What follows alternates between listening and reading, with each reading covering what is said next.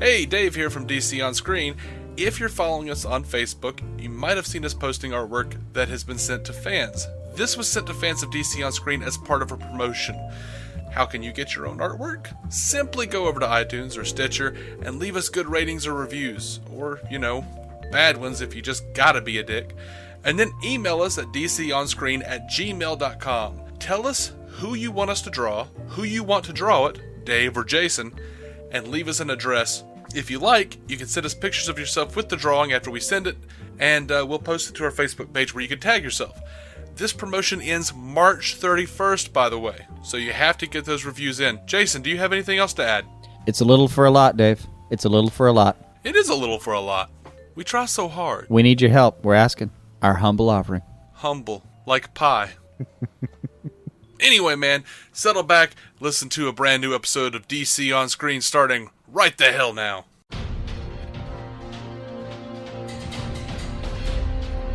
Welcome into DC On Screen. This is the podcast about the DC properties being brought to film and television. I am your host, David C. Robertson. This, my stalwart companion, Jason Goss. Hiya. We are here with a news episode. As any longtime listener would know, we usually do one of these every week. We are going to get super spoilery. Most weeks, yeah. We're probably going to get super spoilery. I mean, if you want to know news, if they're talking about it, if it's been released, we're going to be talking about it. If it's like real spoilery, like these are rumors or like a big leak or something, we usually don't talk about that stuff. So, all right, the one rule we've been able to agree on is that if an executive producer or if a producer released it officially, we'll talk about it. It's the one rule we've ever been able to really pin down.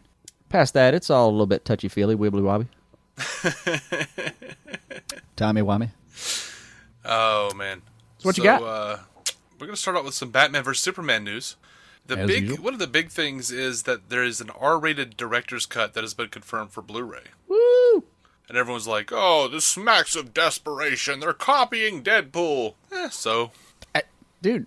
Do you know how many places you can get a burger? That does not mean that the first person to serve a burger wasn't the only guy who could ever do so and keep his integrity. I'm sorry. Yeah. I'm sorry. Yeah. This isn't desperate. This is, that is a good idea. This gives me hope. Maybe they did learn a little bit. Yeah, man. I'm down. I mean, look, man. We had Blade before Deadpool.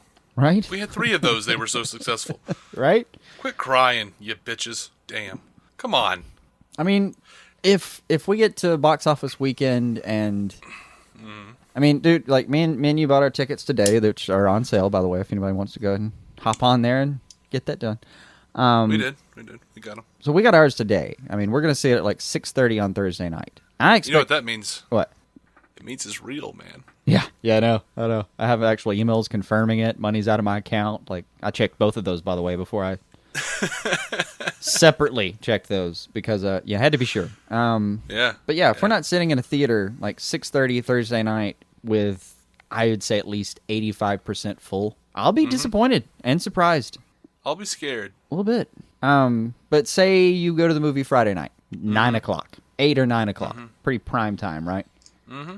If you're not, if you're not having trouble finding a seat, especially a seat where maybe there's some room between you and some weird-looking dude that you don't want to sit by, we're in trouble. So are we not going together? Right. No, I got a separate seat so we could keep one. I bought 3 tickets so we could have an empty seat between us. I'm just going to set the ticket stub between us and go, no, this is so we have man room. Jason doesn't want to sit next to some weird dude. Right. Oh. Nah, I'd rather sit next to you. The devil you know. Right, of course. Just not the devil's 3-way that you know. Right. College was just not that intriguing an experience. Right. Sorry, fans, I have no such tales. So, you remember last week I was talking about that ungodly $8,000 Batman replica? Yeah, the one I've been dreaming about. Yes. Right. Well, good news. There is going to be a very high-end Batman v Superman statue released. Actually, 2 of them. Batman is 43 inches tall, and Superman is 41 inches. So they're smaller, obviously. Mm-hmm. But accurate details on the fabric costume, high quality translucent resin for a lifelike skin effect, 2, count them, 2 emblems for display, and LED spotlight function on the base. That's on both of them, and they're both $1,999 each. Wow. Wow. But man, wouldn't your home theater room look fucking phenomenal with those two like bracing around the bottom of the screen? Mm-hmm. There's going to be at least one person who's got the money to do that, and good for you, dude. Yeah, I mean, you know, even if I had the money, they $8,000 to do that, like, out of pocket, like, I might go for this. Because it's like half price, but you get Batman and Superman. Right. Yeah. And I saw, there are pictures, they look phenomenal. And, yeah, they sound pretty ballin'. And it's maybe something you could actually decorate with. Like, the big hulking Batman in the middle of your... You almost have to have a room that you can just give to him. Like, just a spare guest room. And that would be really fun to just put Batman in the corner of your guest room. Mm-hmm. Like, you have people come over, you have a family member or something come over, like, oh, yeah, we got a room for you, no big deal, we got it set up. Like, just never tell anybody either. Just let them walk in and see a giant bat creature in the corner of the room. You're just waiting to their, every single time. That might be worth the $8,000.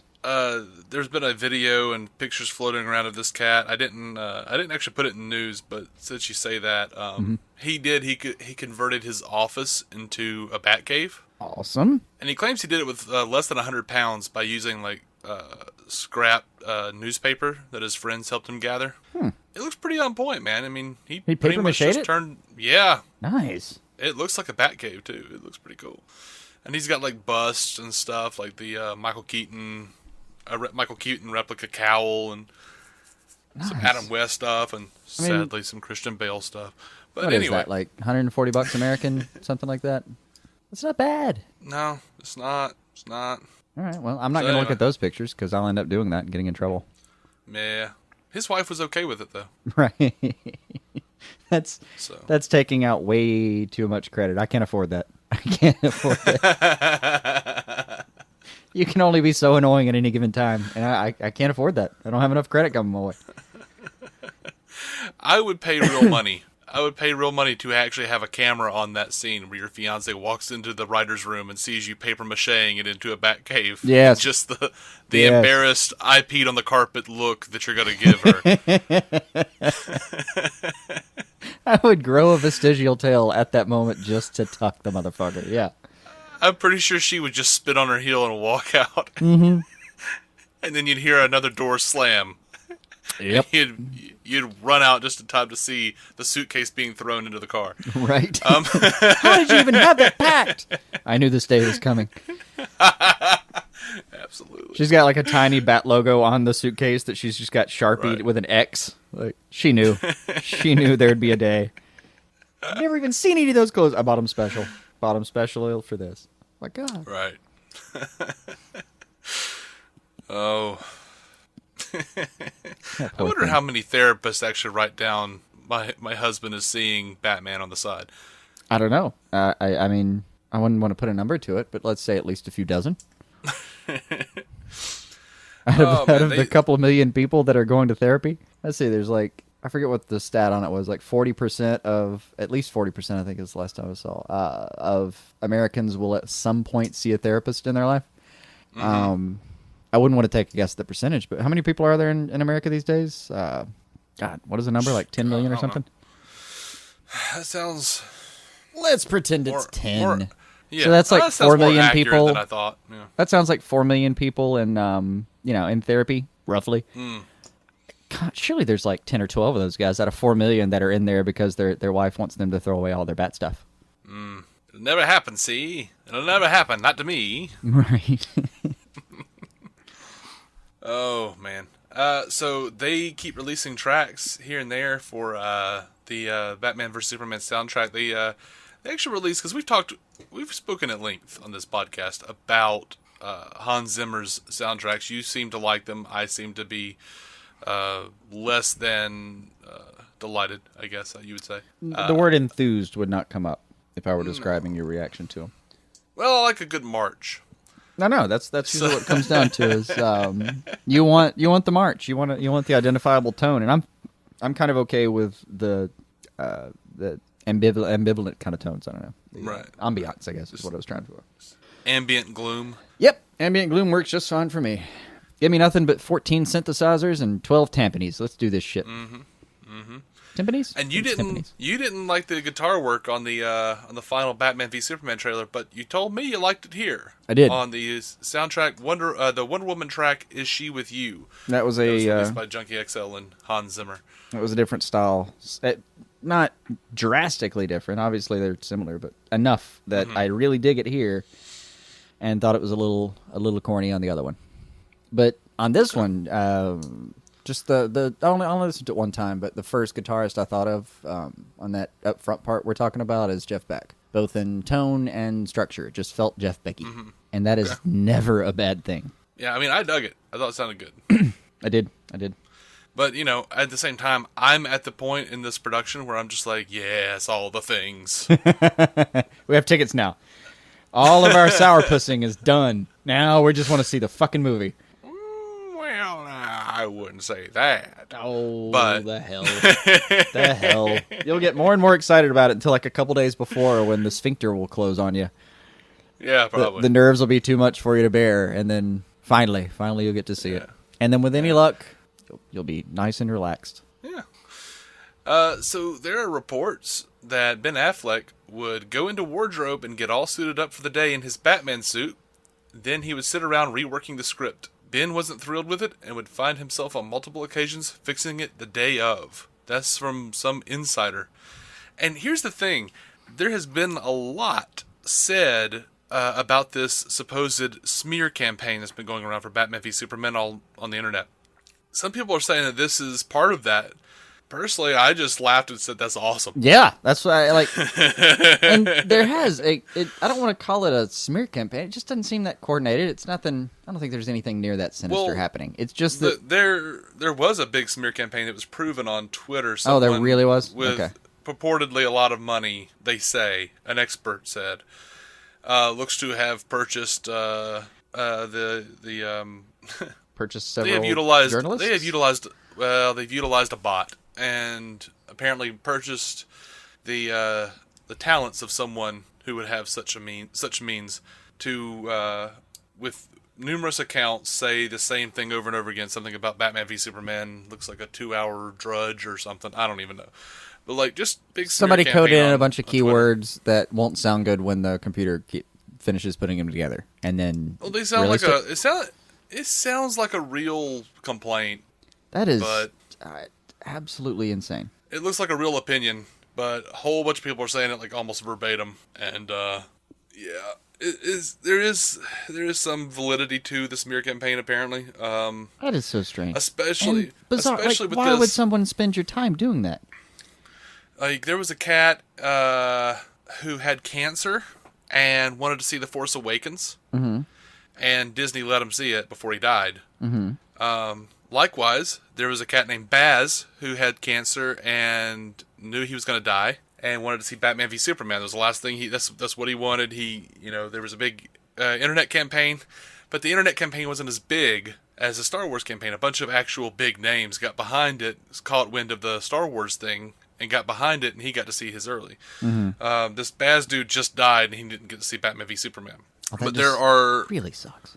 Yeah, it sucks. But like, what really, really sucks is that I had never heard about it until the dude died, and a lot of people didn't. But now, like, I've seen it in my own news feed from my own friends, people who don't even follow, DC on screen, or any of that stuff. Like, they're reposting this article or all these articles that are slamming Warner Brothers for not letting this dude see Batman v Superman. And what the primary article that's being pushed around is really poorly written, and about halfway through forgets about the dude who died and starts like slamming Zack Snyder for for pimping Doritos. Dear God. And then finally makes it back around to saying like, he was too worried about pimping Doritos to care about this fan who was. Like, dude, like, the internet's a big place. Like, Yeah. I run a show and look up news on Batman v Superman, like, all the time.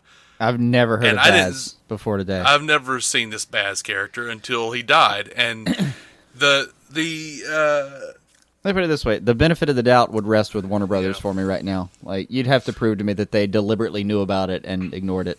And even then, even if Disney decided to show that guy, it doesn't mean they did it out of goodwill. It means that a bunch of people got behind it, and they kind of had to. So even if WB knew about it, they're not going to be any different from Disney unless there were enough big names to force them into doing it. There are no saints here. And, you know, the general consensus, though, seems to be that this is that most of the people who are trying to attack Warner Brothers and bring Batman v Superman down, is they only publish that stuff after the guy died. So it's like, Warner Brothers sucks, and like my friends are posting stuff and being like, "You suck, DC," and I'm like, "Well, it's not DC, it's Warner Brothers." Hold on, before I hate to be combative to any of your friends, but damn it, did you know about it beforehand? Like, were you pimping it beforehand and saying everyone go help Baz and sign the petition, or did you just get like, unless you knew about it beforehand, it feels a little cheap to go, that's a cheap shot. Right. All of this is a cheap shot. But it does make it seem like there actually is a concerted Warner Brothers smear campaign. It really does. Such a weird world. So, man. I don't know. I don't know if it's true. I don't know, like, well, first, you know, they didn't get themselves a whole lot of love with the whole Grant Gustin, Ezra Miller thing. They just didn't. Like, there was a huge backlash over that. But I don't know if it's like, is Disney that powerful? Do you think they would be so scared that they would do that? That they would put out some sort of like behind the scenes secret smear campaign? Like, people are talking about this. Like, this is part Disney of conjecture. and I have 100% faith that Disney and WB know the real truth of the matter is that the better they both do, the better in general. Like if Batman vs Superman does well, the Disney coffers are they're feeling even better about putting out Civil War a couple months after. These things feed off each other. As far as I can possibly imagine, Disney knows that when Batman does well, it's good for them, and you know WB knows that the Avengers are good for them. Like they are. The more interest there is in this whole canon of possibilities of all these super people, the more everyone gets involved in it. This is clear and simple to me. I mean, you go to a movie because you see a Batman guy that you know, you get there, you see the poster for these, like, Avengers-looking people, and why is that guy in the iron suit fighting this other guy, and that looks pretty cool, I might go check that out next month. Like, it's that simple. Look, at some point, the Secret Wars, the Infinity Wars... Don't get all Marvel on everything. Yeah, the Infinity Wars, I'm getting Marvel on you, it's going to be over. At some point, Crisis on Infinite Earth is going to be over. I have no doubt that Kevin Feige is somewhere sitting going, we might be able to get an amalgamation thing going on. If it has never crossed his or Snyder's minds, you can have my left pinky. You know, who doesn't want to see Batman versus Captain America? I know I would go see it. And in a way, those would be a lot more fun than some of the stuff we see, because it would be an entirely new... We don't have anything to compare it to, you know? Mm-hmm. Like, there is an amalgam universe, but everyone, even the characters were amalgam. There's very few actual crossovers like that. Yeah. Anyway, I doubt we'll get that. But, I could dig it. But the whole conspiracy thing makes no damn sense to me. I don't get me wrong. People are crazy. Like, the fact that there are computer viruses, period, is insane to me. Because I know there is a black market for being able to write computer viruses. There is an actual reason people do this, and it is to make money. So there's a market for it, but there's also a giant percentage of people that are just trying to fuck with other people for no good reason. Mm-hmm. And doing something this deliberate with, BVS is just fucking insane. Like, supervillain, twisty mustache level insane. I believe that people are that insane, and that's the only reason I actually believe it might be true. But damn.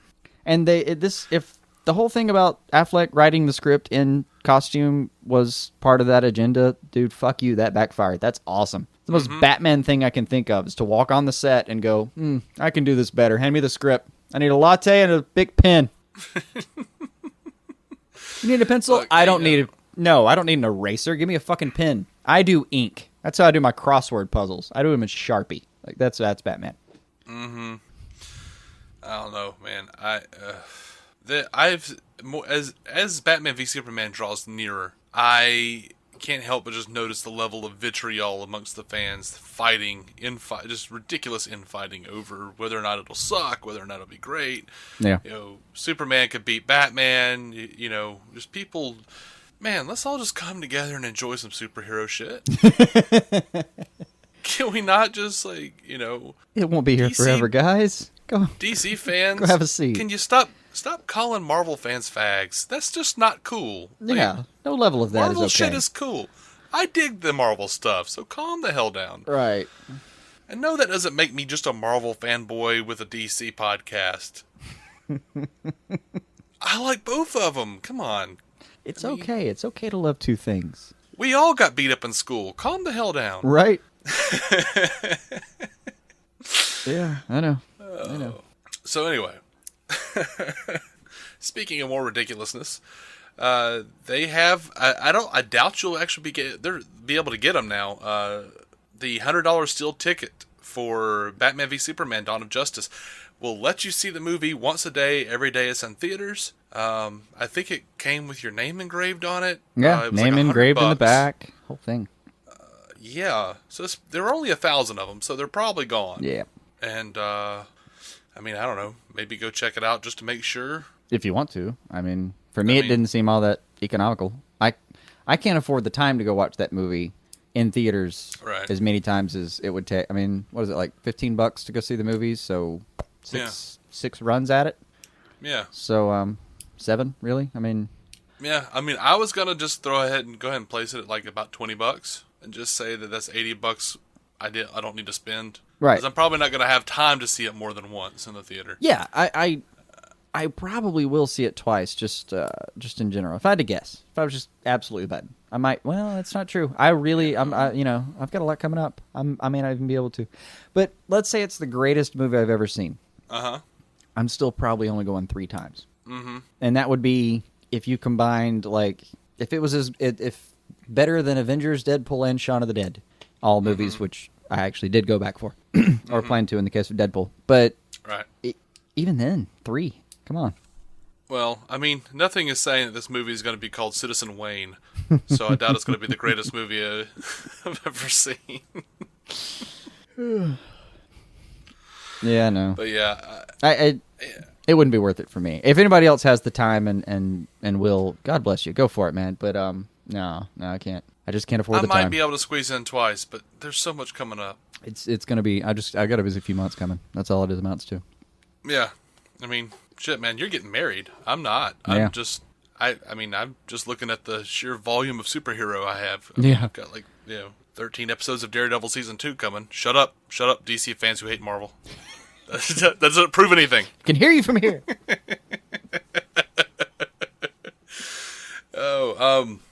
So the Doomsday actor has been revealed. This is Robert Atkin Downs.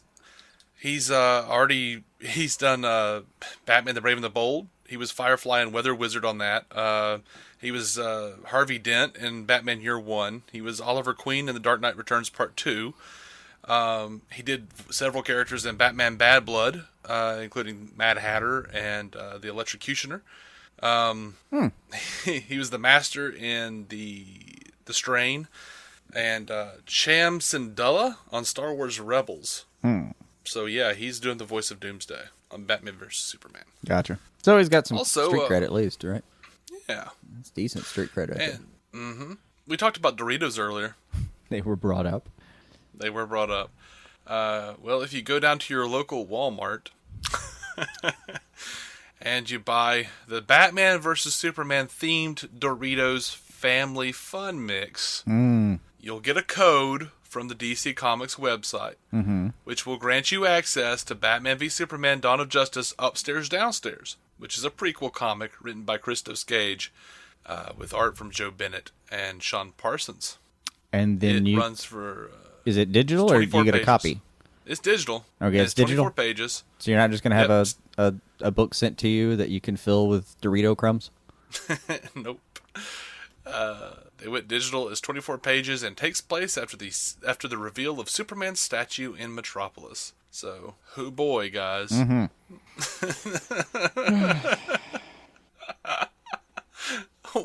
For some reason, like Doritos and Dr. Pepper, it does kind of seem like the perfect thing to market with Batman v Superman. I mean, they're I'm both not sure alright. why. I'm not sure why those, of all things. I don't know. I think it would have been nice if like Pepsi and Coke Zero had gotten them. If they had gone like cross-brand with this, so you could rework the Pepsi logo into a Superman logo. I mean, it's already blue and red anyway, right? And then grab the Coke Zero, the black can, and put a symbol on it. And Yeah. put those up next to each other at the front of the store. Absolutely. I wouldn't have bought any of it, but I would have thought it was a cool display at the front of the store. Yeah. Coke and Pepsi should have totally been all over that. I think it'd been good. They could have done like a huge cross-promotional tie-in with, McDonald's versus Burger King, Coke versus Pepsi. I don't know, Playboy versus Penthouse, or Maxim now. I don't know. Whatever. And yeah, Penthouse is no longer comparable, so right. the world be changing. That was the first issue came out like this month, I think. First issue of non-boobied Playboy. Mm-hmm. We live in a different world. Yeah. And hell, you grew up before the internet was even big enough to have porn on it. So you had to go find analog porn. Well, I didn't have to go find anything. I mean, I guess I didn't have to, but I didn't, is what I'm saying. Young boy's gonna do what a young boy's gonna do. So, yeah, we had to go in actual search with feet and hands for, illicit materials. And then there was that period where when there finally was internet porn, you're doing it on like a 28K modem. So in the time it took one picture of Pamela Anderson to load, ugh. I'm picking a name that's time representative. In the time that that or Tiffany Amber Thiessen, I guess we'll pull another one out of the hat. In the time that it took for that fake picture of Tiffany Amber Thiessen to load, you could go probably find it. There was a there was a great clip of from Conan with Mark Maron where they're talking about internet porn and what it was like before the internet. And Andy Richter was talking about how he and his friends would like I think he described it as finding one page of a porno mag underneath a bridge, and then going back every day after fighting to see who got to take it home first. Right. Going back every day hoping the rest of the magazine would show up. Maybe someone else was storing these here periodically for the use. Conan starts talking about like there were porn trolls running around Manhattan going, "Come, we must go corrupt the children." Okay, no part of that sounds that crazy. If I just told you there were porn trolls trolling around Manhattan, serving up porn to the none of that sounds on it. I mean, look, I've walked through Times Square a couple times, and yes, you can't fall over and trip without seeing a boob somewhere. Yeah, that all sounds patently dreadful. I'm glad I didn't have friends growing up. Or there was the other option was like, okay, you remember how you used to trade comics? No. Actually, no, you kept all yours. Okay. Absolutely, I did. I forgot. You remember the tradition of I've got this one, you got that one. Hey, haha, we'll trade back next month, and then you eventually lose track of whose it even fucking was. And again, I know I'm not talking about you because I'm aware of your compulsory nature, even as a youngling. But a lot of people would engage in these swaps. Apparently, that was a. I actually never did that version of it with porn, but apparently that happened too. So anyway, welcome to our porncast. Yeah, can we stop now? We can. I think I'm. I hope I'm out of anecdotes about porn. We'll see. Yeah, well, alrighty. So George Miller is apparently producing Justice League. I don't know. There's a what was it? A recent casting call for extras on Justice League, and the film's credits list the expected producers as Charles Roven and Deborah Snyder, but also include George Miller. Right. I considered that semi-substantiated for now. Does that sound about right to you? Yeah. And talk about this new BVS spot, though? Stay down? No, wait. That's what I'm calling it. Wait, did you catch the other part that was attached to that Justice League news? No. What was the other part? I would cite the source if I could, but we all know how bad I am at that. That is confirmed that it's shooting in April? No, that it's confirmed that it has a working title. Oh, no. You want to hear it? I thought it was Justice League Part 1. It is, yeah, but apparently it has like a working title, so it'll be Justice League Part 1. I don't know. It's a working title, man. That's the reason they call him that. Caveman. Mm-hmm. Oh, yeah, no, that's the fake title. Oh, thank God. Please tell me that's true. I want to be wrong about this. That's what I read. That was like, I don't even like acknowledge that as news, because like every movie has like a big fake title. Like every big movie has a big fake title, so that to keep people away from it. Well, sometimes. Now, if it actually is Caveman, I don't want to see Vandal Savage again. And I did. When I saw Caveman, I was racking my brain. I'm like, look, I'm just going to have to flip through the freaking encyclopedia here and go through every old age character. Now, at least if they do that, it'll be the version that you wanted anyway, not the weird Egyptian priest, the Caveman. Right. The actual Cro-Magnon that you wanted. Now, if they did that, though, if they actually did Vandal Savage, and he shows up at the end, and it's Casper Crump, and it confirms the multiverse. You'll take it? You'll take it, right? Oh, so much. No, at the very end of the movie, like, Grant Gustin is, a giant wormhole kind of opens up somewhere. I'm going to pretend wormhole's a working word for this. But a giant hole opens up at the side of the scene, and, like, Grant Gustin gets thrown through the fucking hole, and Vandal Savage, like, steps through it. Uh-huh. And, Gustin, like, gets up kind of weary and looks up, and there's like Ezra Miller's Flash, and they both kind of oh man, yeah. Yeah, I could deal with that all damn day. Yeah, I do. I hope you're right. Where I read that, it seemed very sure of itself, and it wouldn't be too crazy to think they might use someone like Vandal Savage. Now I'm kind of hoping, and again I was racking my brain, I'm kind of hoping that working title for this case is like Caveman, blah, blah, blah, blah. And what it really means is that like if you squint really hard, Darkseid just looks like a giant purple caveman. Uh-huh.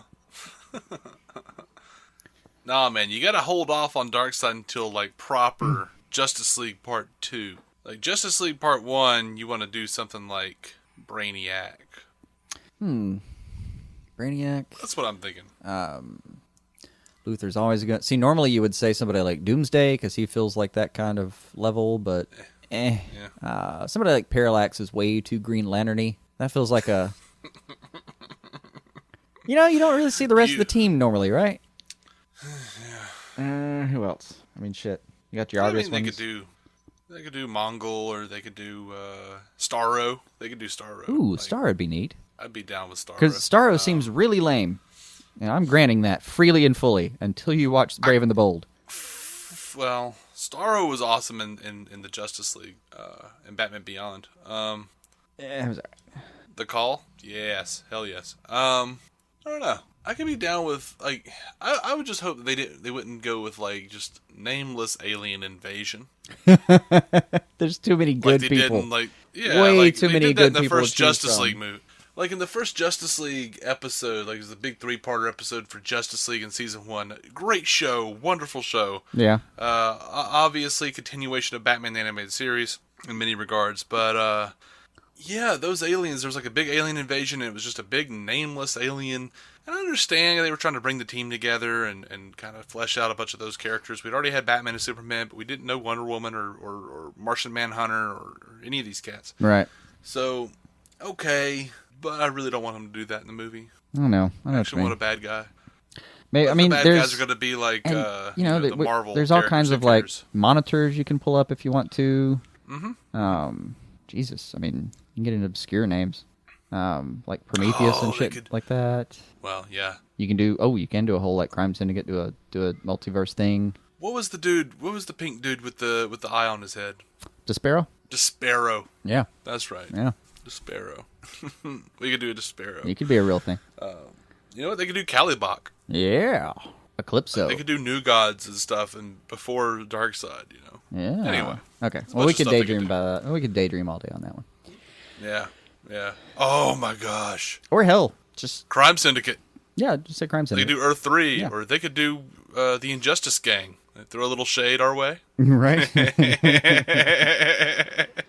Let some of the people you're going to introduce, like, you know, come on. We're going to have, we might get a glimpse of the Joker in BVS. Complete rumor. Don't know. Don't fucking know. Mm-hmm. Mm-hmm. But we know Suicide Squad. Come on. And we doubt they're going to kill him in Suicide Squad. He's just too great a character. Right. Don't get me wrong. They could, and I'd have to give him props for pulling something out that I wouldn't see coming. Yeah. But hell, somebody. I mean, even a team up kind of thing. Like you grab that Joker, you grab this Luthor, throw in an extra third party about somebody else. We're good. We're set. Let's do it. And then like half of the Suicide Squad ends up being recruited to the Justice League. Half of them end up on the anti-Justice League. Whatever. Fucking let's do that. Yeah. You want to talk about this new Batman vs Superman trailer? I do. Or spot? I do. I guess. I do. Little 45 seconds off of. Yeah. By the way, thanks Jimmy Kimmel for pimping me a lot of free footage. Yeah. If you watch that interview, apparently there was some sort of fake deleted scene as well where Jimmy Kimmel's a part of the movie. Yeah, screw that. I didn't even look at that. Listen, he's a funny guy. I'm sure it's funny. There was a delightful story about Ben Affleck actually signing away his life to borrow the Batman outfit to play Batman at his son's birthday party. That's awesome. Now, I mean, did WB literally say, we'll kill you if you don't get this back to us? He said jokingly that he signed his life away, but he did actually have to sign a bunch of papers. And they probably put a giant price tag on if we don't get this back.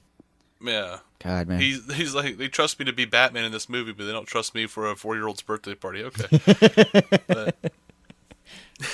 Sounds right, buddy. Hell, they don't even trust you to 4-year-old for this movie. It's PG-13. I've had family members ask me like about my nieces and nephews and stuff. Like, well, you think they should go to the movie? No. They don't need to see mommy and daddy fight. Like 4-year-old, I've got like a 4-year-old nephew that she was looking for new stuff to show him and stuff like that. Like, no, man, this isn't it. Sorry. Like, dad needs to go. I don't know. It might be. Who knows? Oh, come on, for a 4-year-old? Nah. Maybe. Depends on the 4-year-old. It does. But when I went and saw Batman. I think it was my 5th or 6th birthday, whatever it was, and I would have been fine with that when I was 4. I don't know. You know, that's me. I don't know. I mean, I think it depends. As far as I was concerned, Batman was still Adam West and Superman was Max Fleischer. So, or really, it was George Reeves at the time. My first Batman was Michael Keaton. No. So I was all na. Yeah, I knew the music. I knew that music, but I had never seen it. That music is like it's stamped on your brain if you're born. Like if you're born on American soil, I swear you come ready-made with like the Star Wars theme, like the na. I could probably think of a few other things. Yeah, that shit is the mark of the beast. It's implanted on your forehead and on your hand the minute you're born. Yeah. It's just the na. Yeah. If you also had da-da-da-da, wouldn't be surprised if that's also implanted immediately. Mm-hmm. It's like when the nurse is like checking you in and signing your birth certificate, they like shoot you in the head with a microchip with all those songs on them. Yeah, we should. Hell, that should have been what we sent to space. I forget what all we sent. I think there was a Rolling Stones song in there somewhere. I can only hope it wasn't. I can only hope it was one of the good ones. I like Rolling Stones. I don't know, but even I have like this, like, oh gosh, I hope not. I exactly like half of the Rolling Stones. When they were a rock band, awesome. When they're a country band, except for Beast of Burden, that was funny. And Far Away Eyes, but I think I'm opposite. Okay. I do somehow hope that there's actual video of Mick Jagger and somewhere on a distant world in another galaxy there are aliens to us, of course, teaching their younglings about sympathy for the devil. How humans must walk and how humans walk and talk, and they're showing them footage of Mick Jagger. Right. Chicken dancing, I don't know what you call what he does. I have no idea either. No, they're gonna back it up with other clips of like, and here's another human just to confirm. And it's gonna be like David fucking Bowie. Like, for all the best reasons I can say it, not representative of the human population. That's Starman. He's a creature of the outside world, and he was better than most of us, and we all know that. But he was not like us.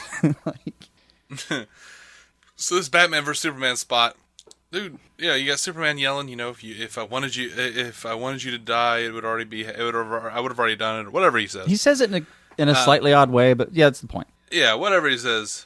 If I wanted it, you'd be dead already. That's the line. Thank you. And like Batman pulls out like a smoke bomb and throws it, and Superman flashes through it to try to get to Batman, and Batman's gone. And and even this clip, Batman, and come on now, we'll know more once we get to the actual timing and pacing of that fight. We'll know if I'm understanding this correctly, but it looks like Batman specifically kind of pulls it out really slowly so as not to make him overreact and use his super speed on him. It looks like he's being deliberate and confusing. Like it looks like he's doing it slow enough that he'll watch him instead of doing anything about it, and like deliberately tosses it in front of his feet. Good trick, dude. Yeah. Did you get that take on it? Did it look like it was deliberate for a reason? I mean, or for exactly the purpose of making him the showmanship part. That's part of Batman. He's a showman too. So yeah, Superman flies through this cloud to get to Batman, and Batman's not there. And he turns around, there's Batman, and Batman's shooting a gun at him, and he like catches the bullet or whatever it is, kryptonite bullet probably. Probably. That is the most Batman thing I've ever seen. On a wide 16:9 and plus format. Yeah, as far as like live action, which we all know it's not really live action. Of course. It's CGI, most of it. But, yeah. Theatrical format. And it's not 16:9, is it? I know that's the home widescreen Probably format. Probably not. I know there's the other ratio. I don't remember what it is, though. I apologize. But, yeah, man. Dude, between that and we've already talked about the final trailer that had just the best looking bat fight I've ever seen in my life. Uh-huh. If the rest of the movie is absolute shit, it looks like at the very least I'll be able to leave going, well, that is exactly how Batman's supposed to act in a fight, at least. Yeah. Yeah. They can't take that from us. They can't. No matter how hard they try. So, for reasons that I am unclear about, Adam West was on the Big Bang Theory, and they had a whole conversation with all the guys on the show and Adam West about who the best Batman was. Of course, Adam West ranks himself the highest. Of course, as well he should. But and doesn't like Christian Bale. But good for him. Or does it? He doesn't. They asked him what he thought about. But he's like, one of the guys is like, "Can we all just agree that we're worried about Ben Affleck?" And West goes, "What's an Affleck?" There you go. I think that was, and I'll be damned if I'm going to keep up with anything Lorne Michaels does intentionally. No, that's not his name. Chuck Lorre. Chuck Lorre. Thank you. God. Lorne Michaels may be the same thing, but Chuck Lorre. But yeah, I think that was the 200th episode. I think that's what I saw. So it was a giant blowout, geek down, blah blah blah blah blah blah blah. Gotcha. Yeah, I don't follow the Big Bang Theory. I can't. I don't enjoy it. But every once in a while they have kind of a funny bit on there. I kind of have to watch clips, but I'll be damned if I'm going to watch a full episode. I can't. Over to. I have enough trouble with what do you call it? Laugh tracks these days. Anyway, Yeah, they're tedious. I just can't do it. I just can't do it anymore. If that makes me an elitist, I apologize. What is not a laugh track is Powerless, which is apparently a new pilot. We've talked about this before. We've known about this for a while. Mm-hmm. It's going to be like an office type show. Single camera. Set in the DC universe about the worst insurance company in America. Yeah. Importantly, who are constantly being screwed over by superheroes in their antics. Have you heard whether it's DCEU related at all, or is it just in a DC universe? I haven't seen that they are even saying period. I'm gathering that it's just a tangent. Mm-hmm. It's just a side thing, just a sideshow. I don't think it's supposed to be connected to anything. But don't get me wrong, man. I mean, the moment the thing premieres, you're going to be hoping one day you're going to see it. And I'll be happy enough if every now and then somebody looks out the window and like a little red blur runs across the bottom of the screen, or they see a little blue and red blur across the sky or something. Mm-hmm. Or the bat plane or something. Right, yeah. Stuff like that will be kind of enough for me. If it's, I mean, it could be a good show. I don't know. We'll see. I'm sure as fuck excited about it, though. Yeah, the reason I bring it up is there's been some casting news. Vanessa Hudgens of Spring Breakers and High School Musical is going to be playing Emily Locke, a claims adjuster who loves her job and is dedicated to it, and is constantly thwarted by superhero antics. And they've also cast Community star Danny Pudi as her best friend Teddy, a guy who's constantly playing pranks in the office to distract from just how boring their working lives are. That makes me feel like they're kind of getting off onto office territory. Well, yeah, he sounds a little Jimmish, right? Yeah, he does. That's fine. It's fine, no problem there.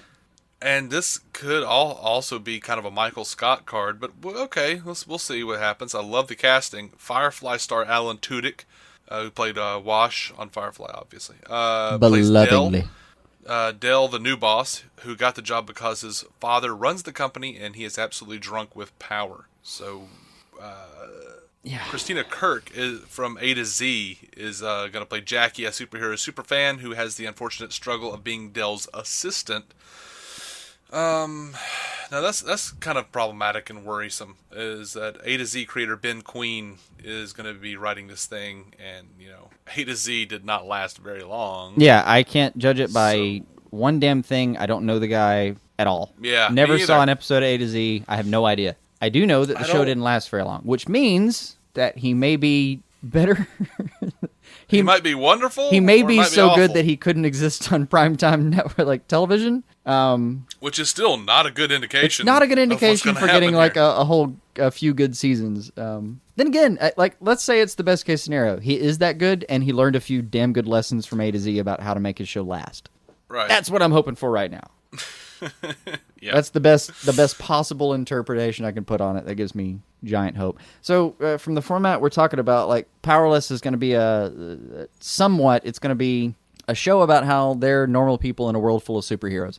And apparently it's also going to have like the subtext of she's powerless against this power hungry, or not even power hungry, just power mad Dell's influence in her life. So you're going to have a little bit of a dual aspect of that already. And the fact that she loves her job and wants to do really well with it, you can just imagine conversations where she's saying like, "Oh, trust me, your house is protected against anything you can think of. It can." And then somebody's going to say like, "Well, you realize Captain Cold like froze my house. I mean, the minute the wind blew, it blew over." And she's like, "Okay, anything but that." Yeah, there's going to be a lot of that kind of beat, right? And I would imagine. You would think. And then with her assistant being a giant superhero fan, you got to imagine a lot of the jokes are going to be her defending superheroes. Kind of like getting excited about it and getting a little bit in trouble. Like, oh my God, I can't believe the Green Lantern destroyed that house. I just insured that house like last week. We haven't gotten a dime and we're going to have to pay out already and blah, blah, blah. And the assistant's just going, Green Lantern? He's so hot. Yeah. Right. Oh my God, he's so cute. Yeah. And like just covering up that under her blouse she's got a Green Lantern shirt on right now, Yeah. And then you got to think Danny Pudi's just going to be over there being absolutely wonderfully, just delectably weird. Yeah. God, man, that casting news that made my week. I've been whistling every morning since I fucking heard about those two guys on that show. Yeah, but it is only a pilot so far, so I know. Which may be really, really bad news, because worst case scenario, they make the pilot and we never get to see it. Yeah. That's a thing that happens. Unless they do our pilot channel that we talked about, but since that's never going to happen. No, that's not going to happen. Yeah, there's the real scenario where we just talked about all this and it means absolutely nothing. All right, on to things that have a better chance of happening. Yay! Stephen Amell wants to be on Supergirl. Yay! And if history has taught us anything, if Stephen Amell wants something, it might actually happen. No, if Stephen Amell talks about it enough, it happens. Yeah, if he talks about it enough. Except for that Supernatural Arrow crossover. Thank God that didn't happen. Yeah, that would be a little weird. But if he talks about it enough, it generally happens. And I say wishes for the distinction not being wishes for is like he talked about not having that beard or not having that goatee or whatever. And to be fair, it ended up not being a goatee proper, but I think they found a compromise. But yeah, he's one of those people apparently. He just opens his mouth and puts things in the world, and suddenly that shit fucking happens. Yeah. Good for him. Okay, so I don't know how to describe this, so I'm going to do my best. And it might be a little spoilery in the category that we don't normally go, but it's also confusing to me that I don't know what's happening anymore. Sounds great. First of all, this is for Arrow. Mm-hmm. Arrow has cast Madison McLaughlin in a mystery role. This is a girl who was on Supernatural. They're not saying who she's playing. She seems to match a recent casting breakdown for a character named Rebecca, who is a teenage character who appears in episode 19. Now, I would guess that that's true because all of the next things that I'm telling you involve episode 19, apparently. She has the potential to recur and is described as smart, snarky, and an escapee of a dangerous cult. Also, Alex Kingston is returning to Arrow. Oh, thank God. As she confirmed on her Instagram account, but she doesn't know how she fits into the storyline. Oh, that's actually kind of cool. I like it when the actors have no fucking idea what they just did. Right. Paul Blackthorne posted a picture of himself with hair on his Instagram account. And then, I don't know if it was through official channels. You got to think flashback then, right? Between him and Kingston being there? Yeah. But I don't know if it was through official channels or what, but all these set pics came out of a bunch of people at a funeral procession, and the pictures feature Captain Lance with hair and without hair, and people are trying to make it out like, oh, now we know who's not in the grave based on who's there. No. Because we see, like, these people are all dressed up like they're going to a funeral. Nyssa Al Ghul, Felicity Smoke, John Diggle, Thea Queen, and Laurel Lance are all there. But Laurel, her hair is colored brown, dark brown like it was back in the old days. She actually even looks like, I don't know, maybe she didn't have plastic surgery like we surmised. Okay, you gotta. I haven't seen this one. You gotta shoot me. I'm gonna look. Yeah. Where do I find this picture? What's happening? Now she actually does look like. Let me see. Hold on. Copy. Maybe that's it. Yeah, the Katie Cassidy totally looks like she did in Arrow Season 1. It's so weird. Did you find it? No, I will, though. Yep. Oh. Found a lot of pictures of a funeral. Found a lot of pictures of a funeral. But also... One of which is Moira's old hubby. Or was she ever married to him? Walter? Was that his name? I think it was Walter. I've forgotten the guy's name. He's been gone for a couple of years Walter now. Steele? Yeah, it sounds right. Okay, I see Diggle. I like that guy. There's Diggle in a courtroom. He's wearing the same thing he was at the funeral. Felicity's wearing the same thing Willa is wearing the same thing she was in the pictures, it looks like. That's Thea. I don't know, man. I don't know what to even think. Because this looks about half flashback, half present day. So it's really not telling us anything. There's a shot of Sarah Lance's gravestone, but very obviously like Paul Blackthorne looking both youngish and oldish. I don't know. I don't think it actually tells us anything. But I don't think this is new information at all. I think this is Morrow's funeral. No, that's what I'm looking at. That's what I'm looking at is pictures of episode 221, Morrow's funeral. Okay, so no, I just sent you a link. I need the link now. Okay. I just sent you a link. It's on Facebook. I just sent you a link.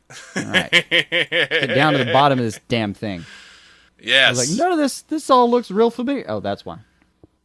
Alrighty. All right, we're going into spoiler territory. Oh, we've been there. Whatever. Mm-hmm. All right. Blah, blah, blah, blah, blah, blah, blah, blah, blah. Mm-hmm.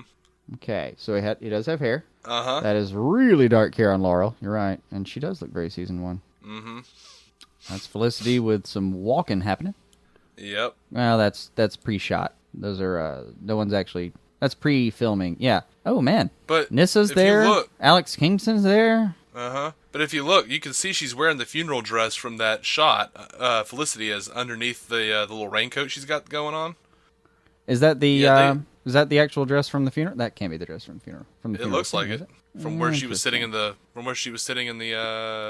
limo. Importantly, though, they're all wearing black, which usually means. Well, in one picture, they're carrying a casket. I know. Oliver's one of the pallbearers. I don't recognize any of the other pallbearers. I don't even see Oliver as the pallbearer. He looks like that middle guy. That's not Oliver. Is that not Oliver? That's definitely not Oliver. It looks like Ollie. We'll see. It's not. All right, Thea's alive. It's apparently very cold because everyone's wearing those freaking... right. Are they Uggs? Whatever that shoe that Tom Brady pimps? Yeah. Well, I'm looking, I'm like, okay, this is a flashback. Wait, Thea's got her now hair. Thea's hair was short as of recent. Oh, Thea's a smoker? Yeah. Oh, look at there. Apparently. That makes sense. Hey, noticeably absent, Mama Smoke. Noticeably absent, Mama Smoke. Noticeably absent. Now the girl we were just talking about, what's her name? Yeah. Rachel something. Rachel McAdams? What? No, McLaughlin, whoever the... Madison McLaughlin. Madison McLaughlin. That looks like it's her. Is that not her in the picture with Nyssa? Yeah. Some people have said that is... some people think that she's not going to be playing this Rebecca person, but she's going to be playing a younger Katie Cassidy. I don't think that's true at all. No, hell no. It says she was a smart, snarky person who just left a cult. What if that's fucking Talia? No, that was... I vote Talia. That was a maybe she matches a recent casting breakdown for a character named Rebecca, who was an escapee of a dangerous cult. That's a possibility. We don't know. We don't know who it is. Okay. All right. It's all very confusing. All right. And there's even people who are like saying like it could be Quentin Lance, and they're just giving us the no hair just to fool us into thinking that maybe it is That is not him. I don't know. Maybe that was just part of his will, was that he would be made up with the hair that he once longed for. This thing could go all... Which is bullshit, by the way, because he does not have a receding hairline. You can see it in the... he's got a quarter-inch growth most of the time, and he does. I think that man has a full head of hair. He does have a receding hair? Oh, I'm sorry, not receding hairline. I'm sorry, I'm talking about the bald spot in the back of the head, the crown of the head. Oh, yeah, he's fine. Yeah. No, he's like me. He's got a receded hairline. It's exactly where it is and exactly where it's always been. But yeah, I don't know. They could go very Sam and Diane on us, just filming things that don't even happen. Oh yeah, good callback too. That's one of my favorite versions ever of just fucking with an audience. Mm-hmm. Anyway, well, lots to speculate about there, and sure. I don't know. Have fun with that. We'll see. We'll see in like 4 weeks. So, Joseph David Jones, the guy that played Connor Hawke in Legends of Tomorrow. Yeah. He says, the writers are definitely into me being back on the show, and this not being the last time we see Connor, but whether that means like crossing over to a different show or coming onto this show more is all up in the air. I'm just as excited as everybody else to see where they end up going. Now, here's another little interesting tidbit. The network president talks about Vixen. Mark Pedowitz says, hopefully Vixen is going to spin itself out. If not, it can join Legends, which makes me think that, okay, well, either they're going to... It looks like we're going to get a Legends Season 2, and it looks like we might be getting a Vixen spinoff, possibly. Both of those are absolutely fine with me. One of the rumors from a couple months ago was that, yeah, we're going to get to see Vixen again, but it's on, like, Season 2 of LOT. And, But that was around the same time where people were just kind of pulling stuff out of the bag, going like, yeah, let's get Vixen and Constantine and, like, a couple, whoever's, like, on LOT now. Like, let's get the Atom and... Yeah, there's no combination of all those things that's not just fuck yes. Why can't we just have Terry McGinnis? Yeah, we can't just have like Batman from the future or somebody, you know? Like, go visit him. Just go visit him. You said we could have multiple people, Diane. Let's go have Batman from the future and Jonah Hex and Constantine. And, I've never even considered Constantine and Jonah Hex in the same frame, but it sounds hilarious. Right? And, I don't know. Let's just do all the things, DC. Yeah. All the things. May this last forever. Yeah. Anyway. Let's go over to the Flash. Kreisberg Wait, hold on. Oh, what? Where? Arrow Wedding? You ran across that one? No, I didn't run across that. What are you talking about? Photos... What you talking about? There's photos of what looks so much like a wedding that I may not even... qualify it as being not a wedding, since when someone's in a tux and the other person is in a flowing white wedding gown, one tends not to want to qualify a thing. Right. Well, let me ask you this. What? Does Quentin have hair? No one else is pictured that I can find. It's just one wide shot, mid shot, I guess, of Oliver, Felicity, by the way, standing. And I want to point out at this point that we did say spoilers a minute ago, so you should have been hitting the 30-second ahead button if you wanted to. Yeah. But Oliver standing, Felicity standing, and some woman in between them that I don't recognize, apparently officiating. And that is clearly a wedding, my friends. And Guggenheim apparently later tweeted in reference to it, not a dream sequence, not a hallucination, not an alternate reality, not a flash forward to a potential future. I mean, the only thing I can think of that still leaves in the air is, like, daydream? But even then, you said alternate reality and potential future. Like, unless you're being very specific, dude, it looks like Felicity's got better seas ahead of him. Possibly, but, I mean, in the comics, Ollie's been divorced, so... Several times, right? Yeah. This is a character that's fundamentally broken. Right. This is not a man that has his shit together. We all know that. If he makes it through this, it'll be purely on the popularity of Felicity Smoke. Which is fine, dude. The entire show could ride on her back right now. Yeah, I think it is, actually. Oh, that's not true. Amell's got his own set of charms he's bringing to the table. Not to mention the rest of the damn thing. Like, Diggle alone is fucking fascinating. Plenty to bring to it, but damn it, I don't want to lose her. She is too much fun. So, yeah, that's interesting. I don't know. Flash? So if you aren't caught up on The Flash, just pause this and go watch it. I don't know what to tell you. Go enjoy yourself. Spoilers. They have revealed who Zoom is, kind of. And Kreisberg is talking about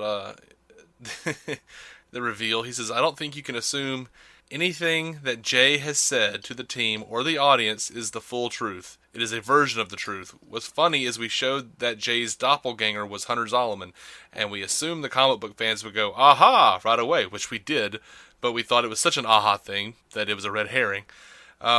Jay must be Zoom, but I think that, like Barry and the team, they didn't want to or just couldn't believe it, Kreisberg added. No, like I said, it was that we just thought it was too damn obvious. Yeah, we thought it. Our problem wasn't character related; it was writing related. Right. As for the man in the mask in Zoom's lair, Kreisberg said that's the identity of the mystery character would be the key to every piece of mystery in the entire season. He says the mystery of the man in the iron mask will play out over the rest of the season, with some clues being layered in along the way. When you find out who it is, everything will make sense in a very satisfying way. And it'll be Jay, probably, and we'll be like, what? No, it'll be Jay, and it'll be my time remnant thing. I'm still pimping that thing. Yeah. I believe you're right. No, now I've gotten too attached John Wesley to it. Ship. Yeah, now I'm so attached to it now that I assume it's wrong. Yeah, I'm hoping it's John Wesley Ship. It's just, he responded to the word Jay. See, that's the part that again, we're going back to like, no, that's too obvious. It can't be true. So again, when he responds to the word Jay, you're going, no, that's too obvious. Can't be true. He could have just been going, oh, yeah, that's him, Jay Garrick, that's Zoom. Yeah, here's the only reason I don't think it's Jay, is because the most obvious possible fucking thing you can do when someone says Jay is to point one finger toward your chest, and that didn't happen, did it? No. Which is that. Come on. It could be 90s Flash. It really could. It really could. You say Jay, he starts flipping out because all that dude did was cry about his brother. He was very mad about him.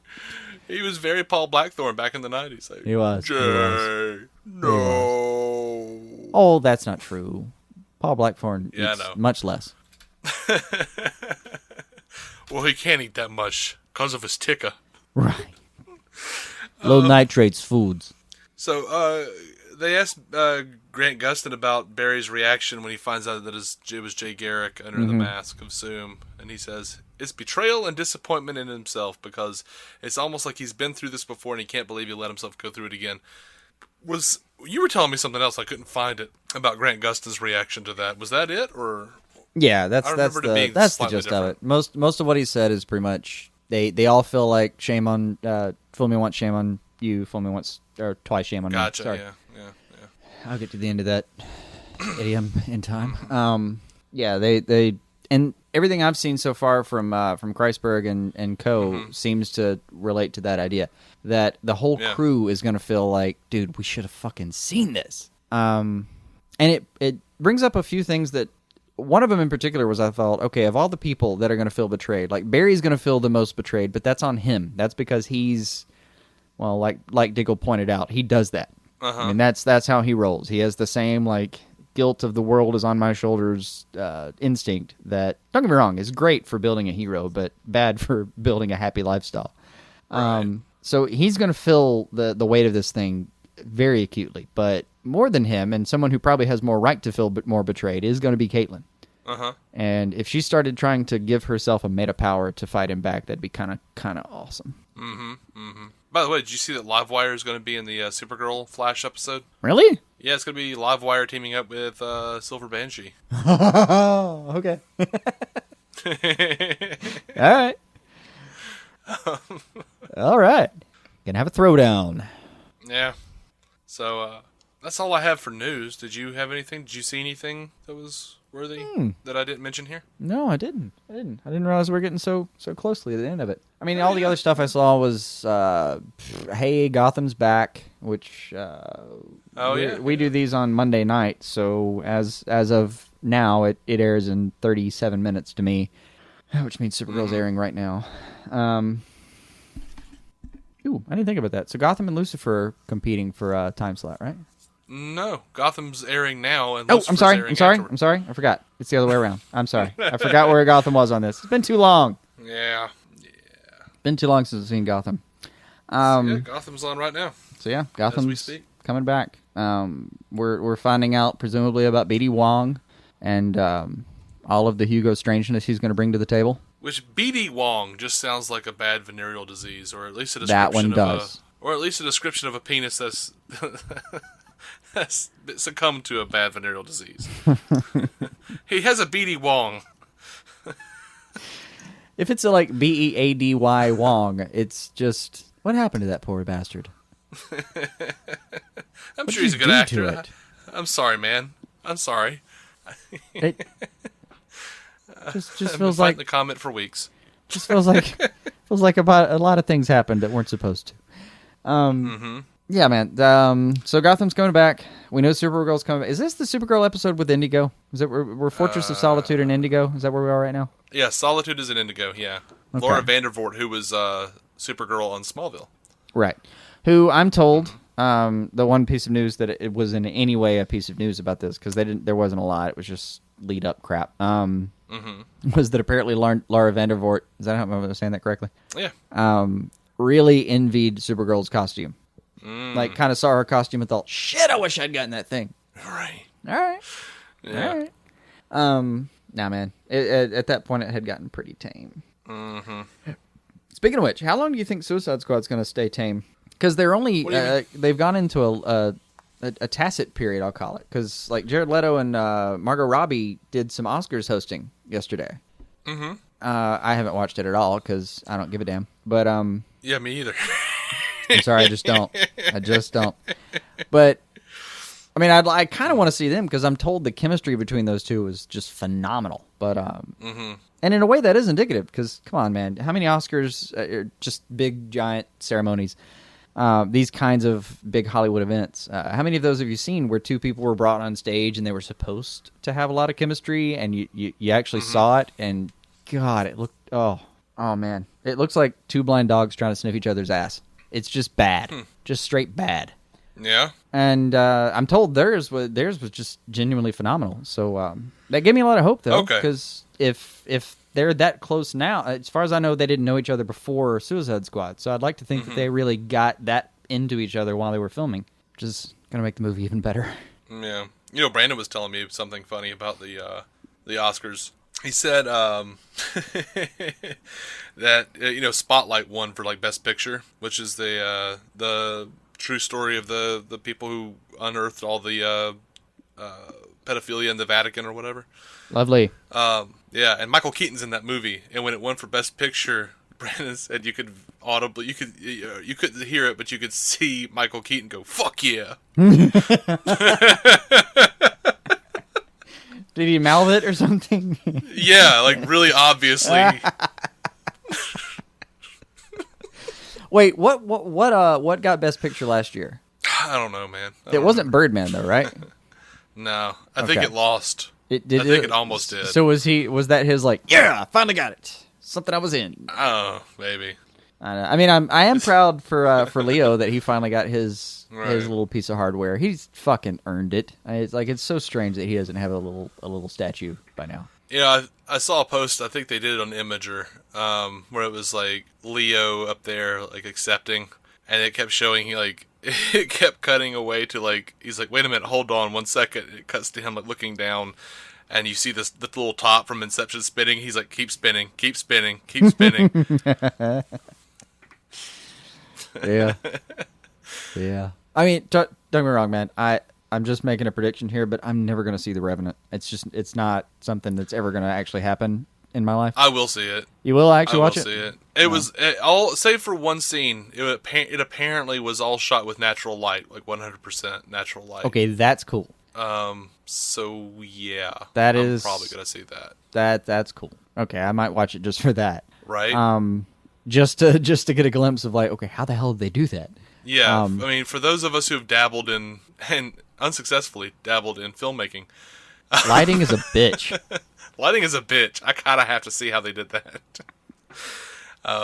Yeah, we have some fan or listener feedback. Oh shoot! Yeah. Yeah. Well, I don't know how to respond to this, but Yoda Hugh, one of our, well, he's been a stalwart listener, on Twitter says, Oliver Queen will build the railway, and Central City will pay for it. Hashtag Arrow. Hashtag Trump is an idiot.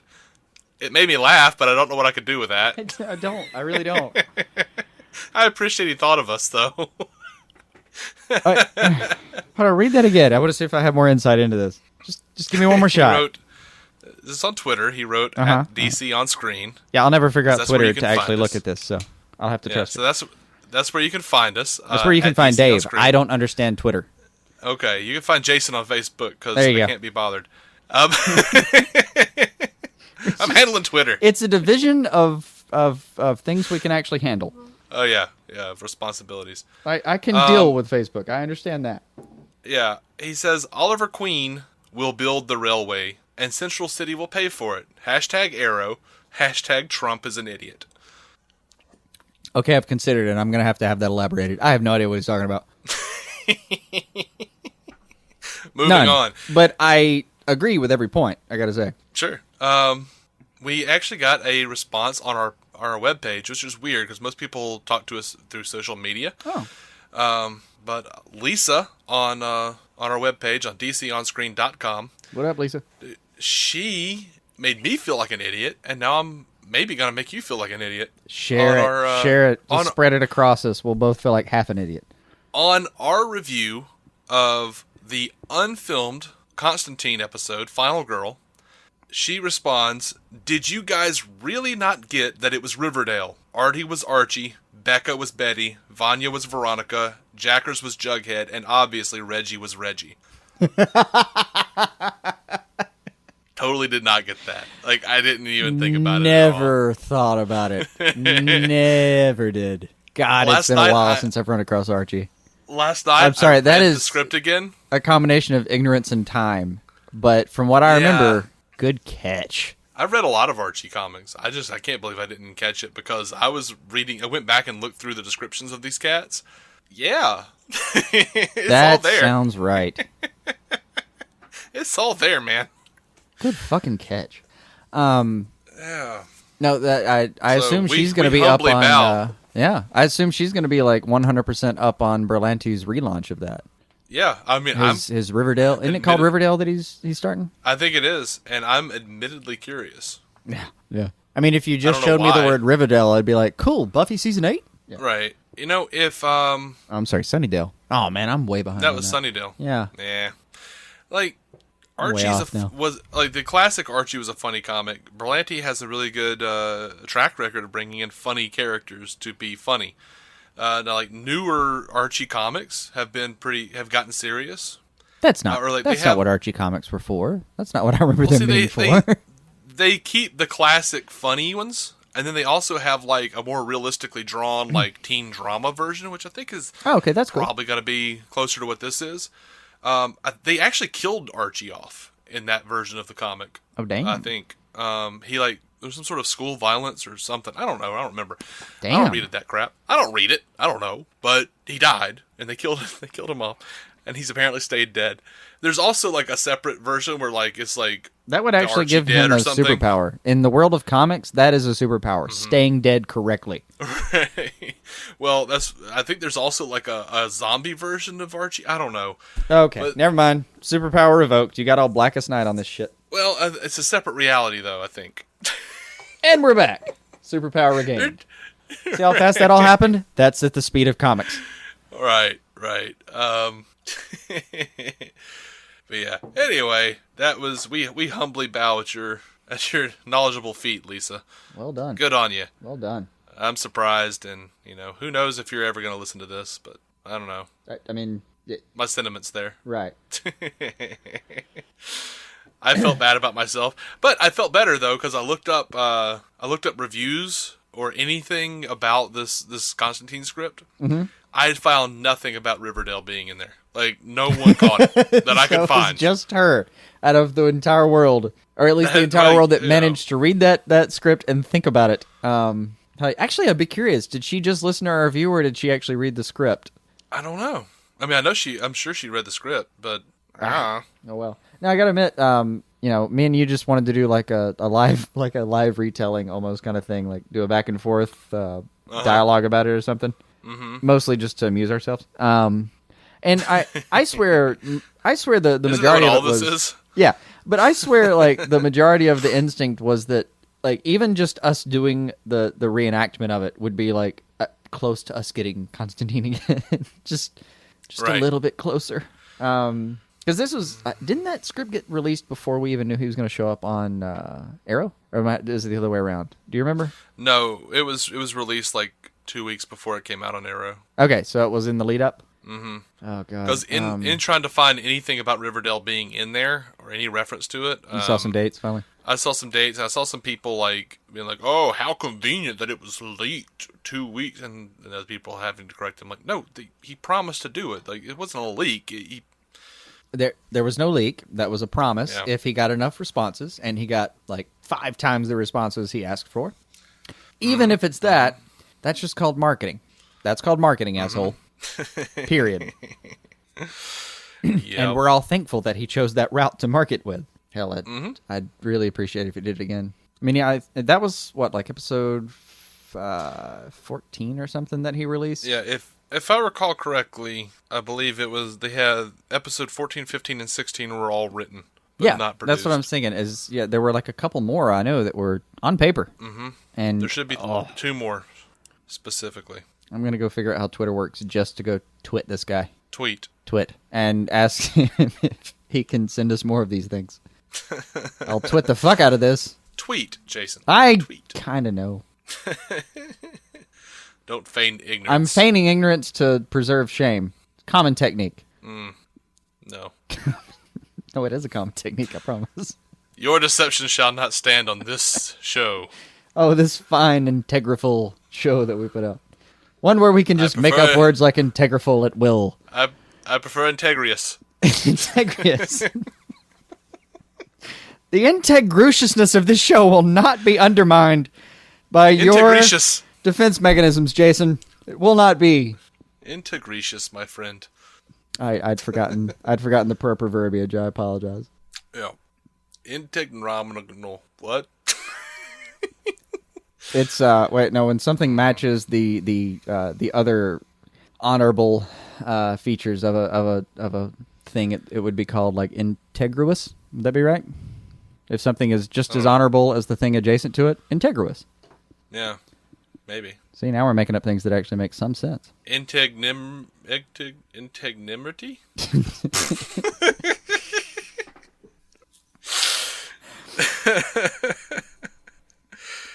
Sorry, we don't mean to bore you guys with integology. Right. At this point, I've almost forgotten what word we were fucking with. We're so far back around that I don't remember where the tail is for the snake to start eating it. I believe it was integrity. Ah, integrity. Mm-hmm. See, this is going to make me watch, like, I'm going to end up going to watch Young Justice now, because, like, what is the stuff that Robin's joking about early on? Like, he's using wordplay on, like, the first episode. He's just joking about it flippantly while they're in the middle of a mission. Mm-hmm. And it's stuff like, oh my god, I'm forgetting the references on it. I want to say if I have to disdain something that I don't like, can I deign something that I do like? But that one actually does exist. That's a real thing. You can deign upon something just fine, especially if you were living about 70 years ago. But he does a couple of those back and forth wordplay things that I really enjoyed. And especially now, since I'm trying to recall them and really, truly can't, I think it's about time to go back and plow through Young Justice. Yeah, I never saw Young Justice, actually. So much joy ahead of you, sir. And then so much pain. You told me there was so much joy, but then there was going to be so much pain because it doesn't have an ending. And I just thought, and then we started doing this podcast, and there's like a million things a week that comes out. So, Yeah, I know. I told you, though, that was going to be one of those things where I've got to catch up on Smallville because at this point, we've promised to do a recap or review or whatever the fuck it is that we do with them next summer, when things slow down. Right. So not next summer, but this summer. This summer. Yeah, it is this summer. Yeah. Which just right around the bend. Yeah, for God's sake. Where Yeah. Just around the river bend. I swear, it's like 68 degrees outside for me right now. I mean, I don't even the heat is not on in my house. Like it feels very near from my angle at the moment. Right. But yeah, so that was gonna be. I was gonna have to find like several shows that I had watched that you hadn't, which is gonna be a real damn challenge to try to like fill the gap and feed you stuff. So that I can go back and try to catch up on, like, what is it, 28, 29 seasons of Smallville? Well, no, it's 10 seasons of Smallville. Yeah, sure. You say that. But, well, I could probably, like, as I need to go back and watch 66 Batman so we could talk about that. Sure. And I need to go back and look at Young Justice. And, let me put it this way. It's painful that it doesn't have a good, solid knot on the end of that bow. But, man, it's so good on the way. Right. That is worth something. Or maybe, we could actually talk about, I could go back and watch those, what was it? Batman and Son, Batman versus Robin. Because I know you've seen those two and Batman Bad Blood. Yeah, there's... and I could watch all three of those. Yeah. So, yeah, there's some stuff. All three of those are worth your time. Yeah, the catch up on DC animated those. ballpark has not let me down in a long time, man. I mean, since, like, it never First does. Flight. It's just, You remember First Flight. We went down that road together. Was it First Flight? Or it wasn't First Flight. It was Emerald Knights that was disappointing. Oh my God, you're right. No, you're right. It was because we were all excited because it was Nathan Fillion doing Hal Jordan, and then it just wasn't. Aside from like the Mogo, it was a little anthology. It was a little Green Lantern anthology. First Flight though was this nice little tale about Green Lantern First Flight and all that stuff. And then you're right. I obviously misremembered, but yeah. So Emerald Knights was this cute little. Let's do a few different stories about the Green Lanterns, and a couple every Green Lantern kind of got a story. Not every, obviously, but a couple of Green Lanterns kind of got their own story, and we were all excited because it's like, oh, fucking Nathan Fillion doing Green Lantern, hell yeah. But then you get in there and he's got like 5 minutes of on-screen dialogue. Yeah, he had nothing. Weird. And the Mogu story was phenomenal, and which, by the way, was based on an Alan Moore tale. So yeah, that's just an Alan Moore's. Obviously, obviously, it's good. Yeah. Like wonderful story about somebody coming in search of the greatest. What is it? He describes it as like the greatest Green Lantern of all time, and he comes in search of him on this planet. He's It's not like a bounty hunter. Is it a bounty hunter? Well, I thought it was just if he's a bounty hunter, but he's one far? of these guys who he wants to be the biggest badass of the galaxy. That's what I had him as. I'm not sure he was a bounty hunter or not, but at the very least, he wanted to prove his point to the rest of the universe or galaxy or whatever the fuck frame he's in, that he's the biggest and baddest and blah blah blah. So he goes in to find the biggest and baddest Green Lantern he possibly can, and he lands on this planet searching for it and goes insane trying to find Mogu, whom he's standing on. He actually camps out. Yeah, he camps out on this planet, runs around, like, kind of goes native, goes wild for a little bit. Right. Then kind of realizes that, like, there's these huge patches where just like, there is no forest. Right. And then he realizes what's happening and flees for his life. And as he's flying away, you see on the planet, like, the foliage actually makes up the green. There's this ring, giant, like, so big you can see it from space. Yeah. It's the Green Lantern symbol band right there. God, Mogu's a fascinating little Green Lantern. Just absolutely fascinating. Fucking sentient planet just going out there. Who, by the way, can change where he is when he wants to. He, she, who cares? Oh, yeah. But we were all excited about Emerald Knights, and it was really good. And there's even there's a couple of, it's Nathan Fillion, so of course there are a couple of funny scenes. Like how the first time he's learning the, like, in Brightest Day and Blackest Night speech, like he hears it the first time, and there's a lot of kind of Fillion-esque dialogue that hold on now, what now kind of attitude. Yeah, that was amusing for a second, but it was overall just whale. Whale. See, there have been some animated ones that weren't all that spectacular to me. It pains me, but the Batman Gotham Knight, not amazing anthology, not amazing. Great. Kevin Conroy was there; it had that going for it, but it was written by the Nolans, so already kind of. And I don't know what they were going for, because they kind of said they were trying to go in between, like, this is what happens in between Batman Begins and Dark Knight, but it was like an anthology, and there was like an bunch of different anime dudes doing it, and it kind of, none of the styles synced up, and it was just weird to me, and they were all kind of boring. That's where it ended. Superman Doomsday wasn't good. Superman Doomsday is never good in any format. ever.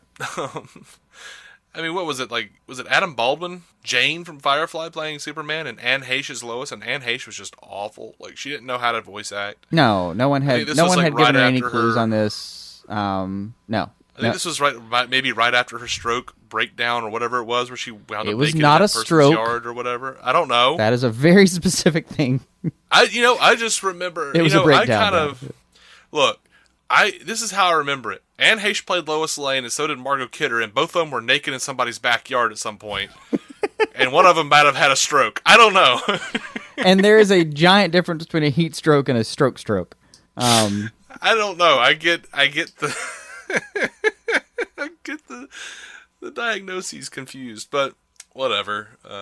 Gotham Knight was not great, and among it, the problem, like some of the problems I have with the DC animated stuff, is that every now and then they get way too anime for my tastes, and I realize that I'm gonna piss people off when I say that, but I don't like the anime style. Not my favorite. Just not. I'm fine with versions of it. Versions of it I can deal with, but generally the anime style, just not what I'm looking for. I want the. This is how it ends up coming across. I want the animation I grew up with. That simple. I can't reframe it, can't rephrase it. That is what it is. I want the animation that I'm used to. Well, I don't know what that means, because, I mean, I grew up with Bruce Timm, Batman the Animated Series animation, but I also grew up with that, like, crappy, way too much detail, here's X-Men the Animated Series, and then the subsequent, that costs a lot of money to try to make it doesn't look great, so here's a really dumbed down version of that came around in, like, X-Men the Animated Series, like, season 2 and 3, or whatever. Right. And Spider-Man the Animated Series, where it was just sort of, you're still just not good, but you look better than Spider-Man and Friends. You know what I mean? Like, I have trouble describing exactly my problem sometimes. Sometimes like, what I mean by of, like, the animated style is Hanna-Barbera, Super Friends type stuff. What do you want, man? I don't know. There's so many different animation styles that I can see. Tons of styles. I get it. I know. And there are parts of the anime style that work just fine, but then there are other parts where I can't get into it. And a lot of it has to do with like the kind of Pokemon-ish thing of like someone, like, to portray action, there'll be someone in a still pose in the middle of the screen, and then like stuff flashing around them, like just streaks of different colored things flashing around them. And I just kind of, I've never dug that particular, what do you call it? A mechanism, I suppose. I don't know. I dig it as stylistic flash, but I do become weary of it in actual narrative.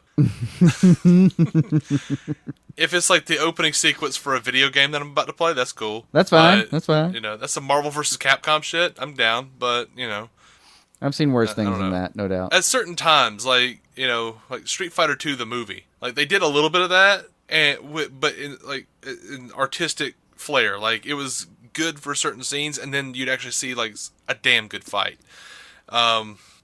I don't know. Some things take it a little too far. I don't mind the big eyes or anything from anime, because obviously, like Bruce Timm, I can't really hate on it. No, there are plenty of uses for big eyes in animation in general, because you're pulling out one of the more expressive parts of the human face and just kind of exaggerating a little bit so you can get your point across better. That's fine. I mean, like all of Bruce Timm's women look like candy apples. They're like apples with sticks for bodies. That's not true.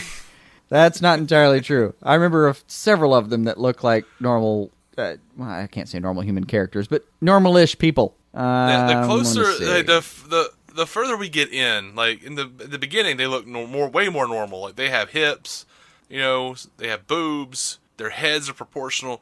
Then once we get into like Superman the Animated Series, then really into like the New Adventures of Batman and Justice League, they're pretty much just like apples with sticks for bodies. Like, I know. Their heads are so big, it's ridiculous. That was just straight up cost cutting. That's all that ever was. Well, it was for design purposes to streamline it, but it was also a little bit like, you streamlining doesn't mean your head has to be gigantic, Bruce. I love you, Bruce Timm. I do. But that was weird. You damn know we do.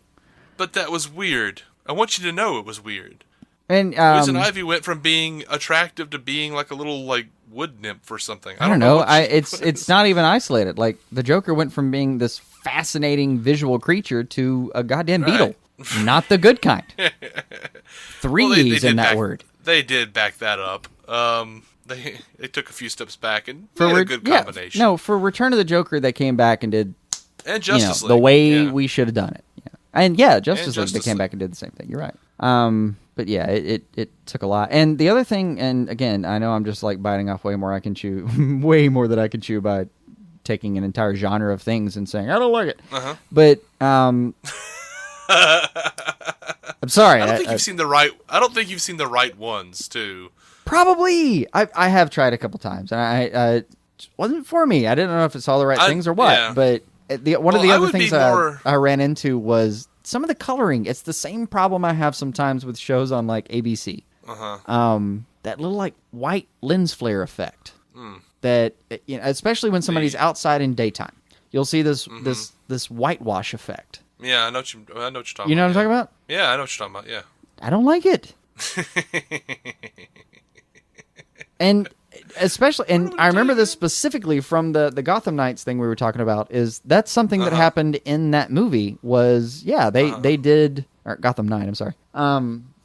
In that particular, and this is it was a vignette film, so it's all split up and whatever. But yeah, they did that in particular. They brought in the background, and like there's this faux, like near realistic cloud and blue sky thing happening in the background, just kind of panning over on what is so very clearly a different layer.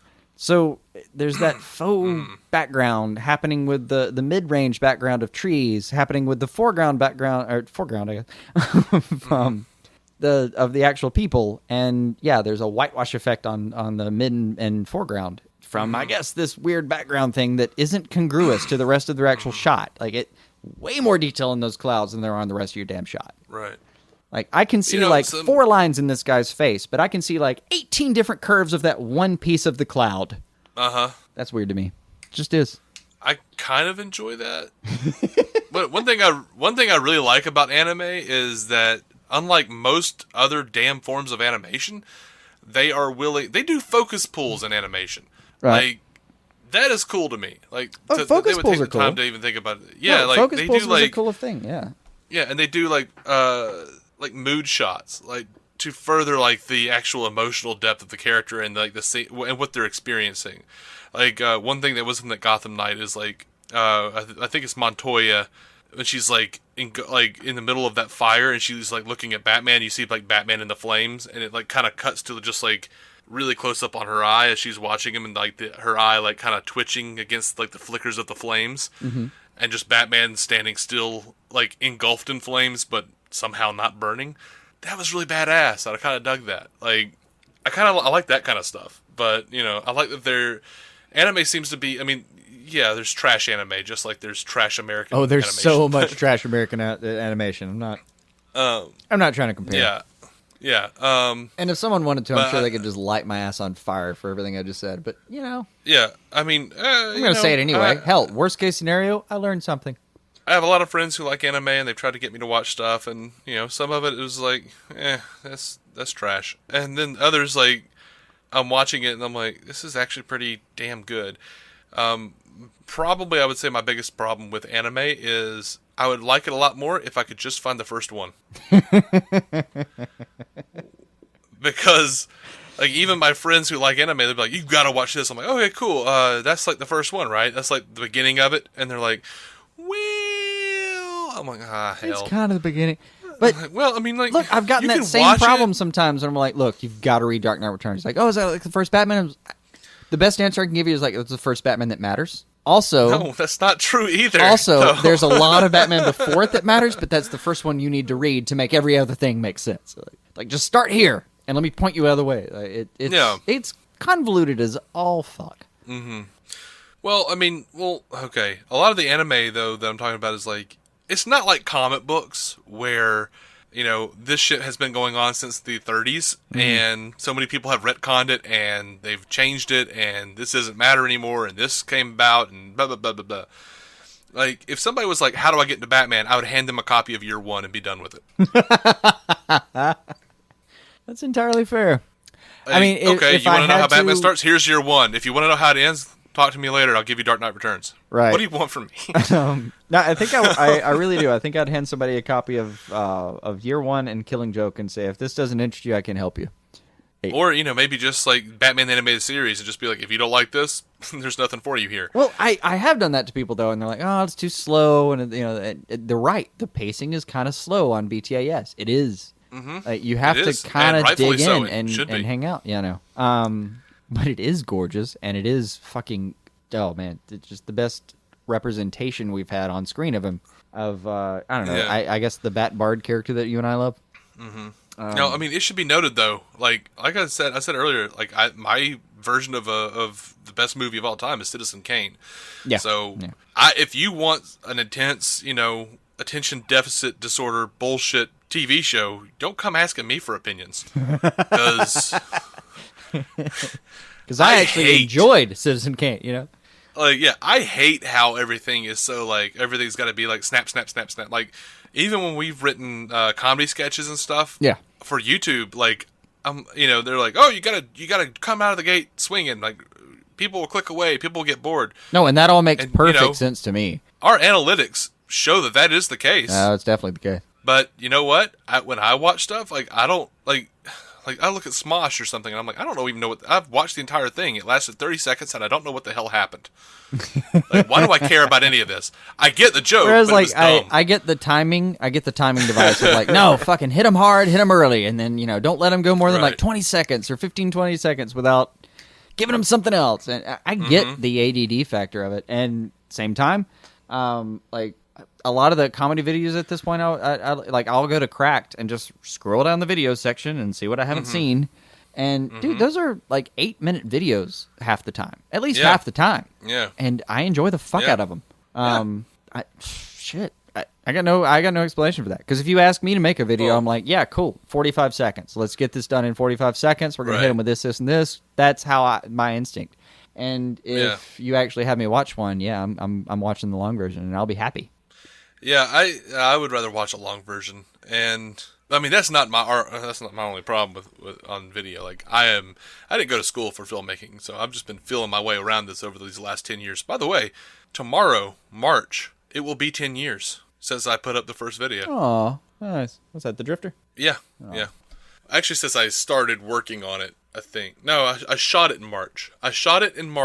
And then I came home and made the YouTube account and got it up. We got the video up in October, but I count March as the 10th anniversary of Maladjusted Productions. Spreading your seeds. Yeah. March of 10 years ago. Oh, but yeah, hey, anyway. Something we didn't mention at all. How do you feel about this? What did we not mention?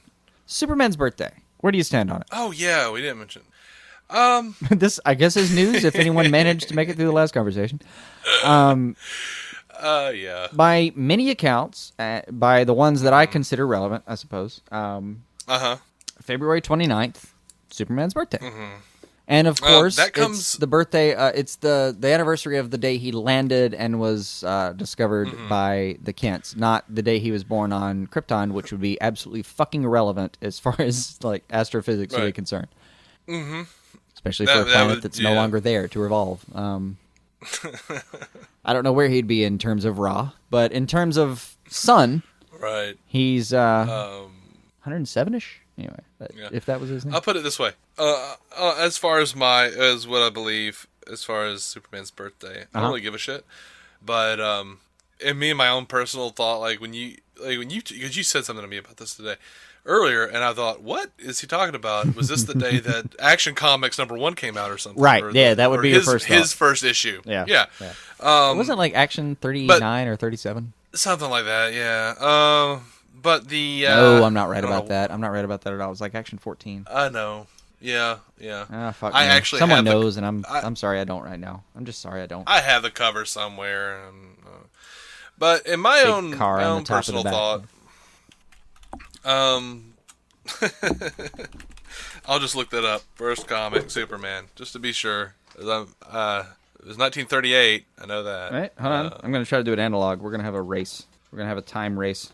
Methods race. It's Action Comics #1. You're kidding me. That can't be right. No, it was Detective Comics that you're thinking of. No, it is. You're right. That's Action Comics #1. And it was Detective Comics 27. I know that. You're absolutely right on that. Off the top of my head.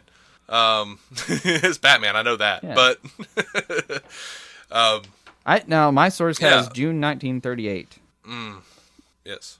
Yeah, because you had Fun Comics, Action Comics, Detective Comics, all that. Yeah, June 1938 is when I have Action Comics #1. And apparently the character itself had been around for a couple of years at that point. He'd been around since at least early 37 when Siegel and Schuster conceived of him. And then like parts of him got sent to other characters. Like, what was it? Dr. Occult, I want to say? Yeah. That got parts of his powers because they just thought about, like, what if every awesome person, and they were thinking about, like, Hercules, Samson, like, everybody they could. Every influence they'd ever run across. Like, what if all these things were in one person, and just, he'd be the Ubermensch. I don't know how familiar they were with Nietzsche at the time. Nietzsche? Whatever. Other philosophy people, just fucking throw me. They were throw barbs at me for not pronouncing Nietzsche correctly. If I remember correctly, the first Superman that they ever wrote and drew up was a bad guy. He was a villain. Oh, I don't remember that. He was very much he was the Nietzsche Superman. He very, very much so. See, no, the Nietzsche Superman is actually the Nietzsche Ubermensch. Again, sorry for my pronunciation from German. I don't know, but that guy is good, but he's part of the categorical imperative kind of good. He's a priori good, as he would have put it. Whole different level of good, and it's good. It's good in a different context than a lot of people think. I gotta admit, I'll be honest, man. It's some deep track fucking philosophy. It's like his version of it, at least. Yeah. Anyway, February 29th is apparently Superman's birthday, according to... It started with Julie Schwartz, who I feel was making a joke. Oh, the only reason he said it was February 29th is because that's leap year, so he only ages once every 4 years. Right. Or for 1 year for every 4 years, which is why he has been around for 30-something years. At the time, 30-something years, and he's still okay. You know what my favorite thing to do to somebody who's like a 24-year-old walking around is like, I'm only 6 years old, and you like take the drink out and like, cool, you can't drink. And then you tell the barman, this person's only 6 years old, they're not allowed to drink. Mm-hmm. Why does a dick move? Blah, blah, blah. Well, so you've been around the sun 24 times. I'm sorry, you're 24 years old, period. Mm-hmm. Just period. Although it is really cute to be able to decide. I do wonder, like, how do you decide? Are you going to do February 28th or March 1st? Like, when do you celebrate? Whatever weekend day is closer? Yeah, I don't care. You do you. That's what it comes down to, right? You do you. Yeah, sure. I don't know. Alan Moore said February 29th and The Man Who Has Everything, so I'll go with that, I guess. I don't care. And I think I've run across it in a Mateus thing. I want to say it was all right. I know it was Last Days of Krypton, and I think it was Mateus. Mm-hmm. But yeah, I think it was I think he also used it. Anyway, it's oft used as a date for Superman's assumed birthday. Which is fine. Just fine. Whatever. So essentially, what we've talked that down to is like, yeah, no cause for concern. Who the hell cares?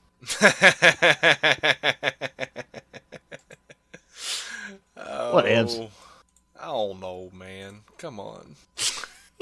Ooh, I was just looking at some titles. What do you think about Time Trapper as a Justice League villain? Oh, I think I haven't thought about that cat in a minute. Right? Hey, look, if you're going to pull out Ocean Master, can't get on to me for pulling out Time Trapper.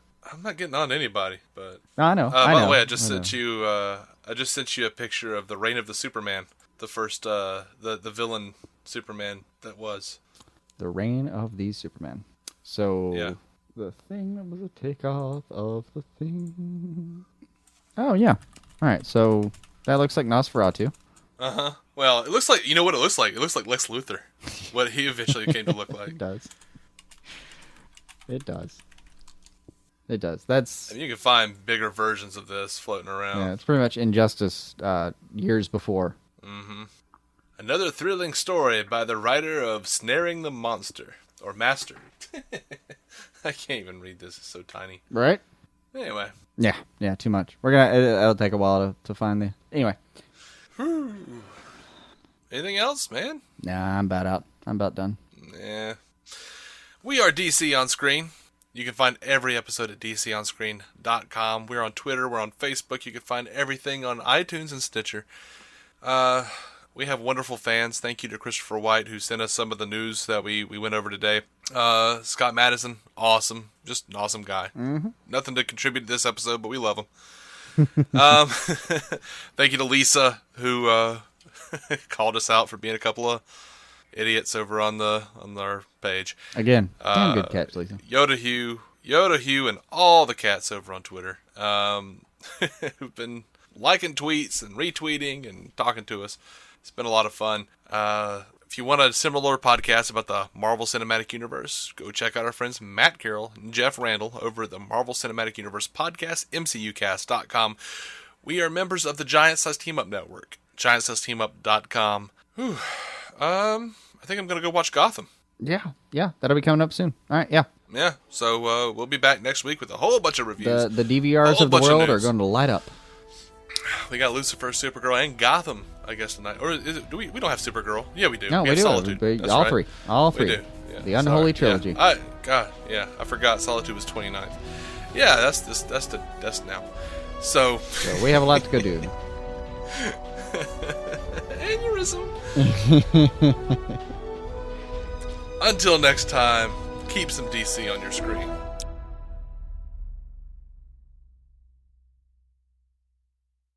The will of a farmer is like no other, forged by the strength of generations past, propelled by the hope of what lies ahead. Unpredictability cannot shake its resolve. It wears a coat of courage and commitment, boots made of love for the land.